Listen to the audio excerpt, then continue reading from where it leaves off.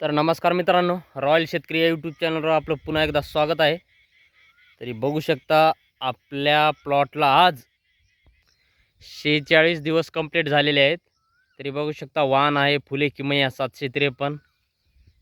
तर एकदम जबरदस्त प्लॉट बसलेला आहे आणि यामध्ये 26 तारखेला जे आमच्या इकडं अतिवृष्टी झाली होती, तर भयंकर पाऊस पडला होता एक दिवस. तर ही जमीन अशी आहे की या जमिनीमधलं पाणी कुठे जात नाही. हा काल मी व्हिडिओ टाकला होता, जे मोटर लावून जमिनीमधले पाणी काढलेलं आहे. तरी आपल्या संपूर्ण प्लॉटमधले बेडमधलं जे पाणी आहे ते निघून गेलेलं आहे. म्हणजे असा उताराचं रान नाही, एकदम प्लेन जमीन आहे ही.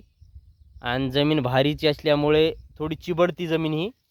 त्यामुळे मी वेळोवेळी आपल्याला सांगतो की सरी वरंबा पद्धत आपल्याला नक्कीच फायदेशीर ठरेल. आणि सरी वरंबाच या म्हणजे कोणतीही जमीन असू द्या, सरी वरंब्यावर आपल्याला उत्पन्न जास्तच होणार. तरी बघू शकता हे 4 फुटाचा बेड आहे. बऱ्याच शेतकऱ्याचा 3.5 फुटाचं बेडचं अंतर कवर होत नाही, तर आपण 4 फुटाचं अंतर कवर करू शकतो, कारण आपलं नियोजन तसं आहे. आणि 4 फुटाच्या बेडवर बरेच शेतकरी 3सुद्धा लाईनी घेतात. तर आपल्याला 3 लाईनी घ्यायची गरज नाही, कारण आपलं नियोजन चांगलं आहे. आणि संपूर्ण अंतर आता पॅक होत आहे, कारण आता यामध्ये फुलाची फुल लागत आहे. फुलाची बरेच म्हणजे 20-30% आपल्या ह्याला फुल लागलेलं आहे. तरी आपली यामध्ये दुसरी फवारणी अजून बाकी आहे.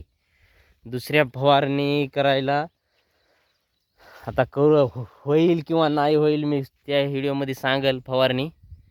कारण थोडंसं जास्त पाऊस झाल्यामुळे सोयाबीनचे पानं थोडे पिवळसर झालेले आहेत. याला झिंकची कमतरता झालेली आहे. तरी आपल्याला कीटकनाशक आणि एक बुरशीनाशक वापरावं लागेल.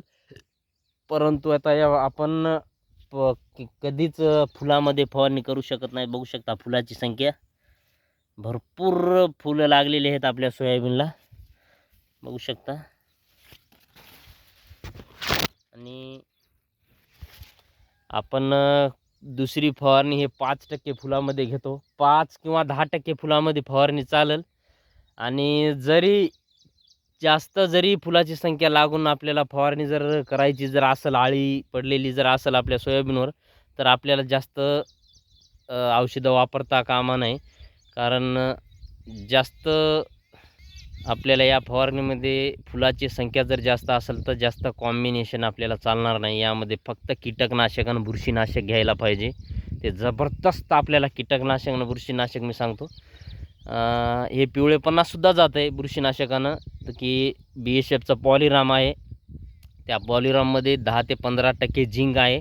आणि आपल्याला आलिका किंवा इम्युनेट हे BSFचं एक कीटकनाशक आलेलं आहे. जबरदस्त कीटकनाशक आहे. आपण ते औषध आणून ठेवलेलं आहे, परंतु आपली फवारणी उद्या किंवा परवाच्या दिवशी होईल. फक्त 2च आपण कॉम्बिनेशन वापरणार आहोत, जास्त वापरणार नाहोत. यामध्ये विद्राव्य खत आपल्याला वापरायची गरज नाही, टॉनिक वापरायची गरज नाही.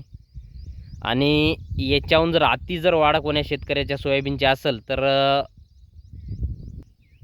तर त्या शेतकऱ्याने PGR ताबोली, जे की फुलासाठी सुद्धा हार्मोन्स आहे, तर फुलासाठी सुद्धा चांगलं काम करते ते. आणि आपली वाढसुद्धा स्टॉप करून फळफांद्या वाढवते.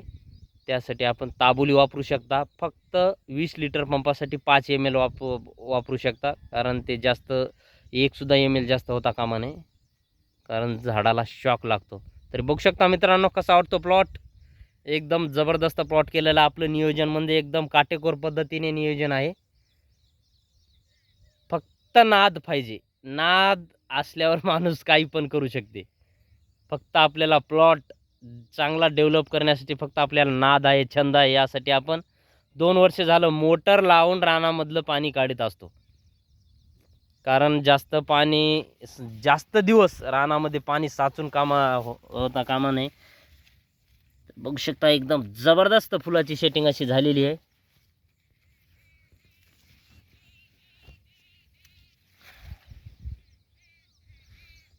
तरी धन्यवाद मित्रांनो.